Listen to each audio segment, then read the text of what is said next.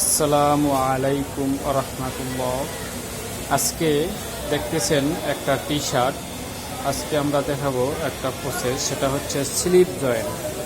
এটা হচ্ছে slip join, এটা অর্থাৎ এই স্লিপ জয়েনটা কিভাবে করে সেই প্রসেসটা আজকে আপনাদেরকে দেখাবো, এবং কত সুন্দর করে স্লিপ জয়েনটা করে টি শার্টের, এটা আমরা আজকে এই প্রসেসটা আজকে আপনাদেরকে দেখাবো।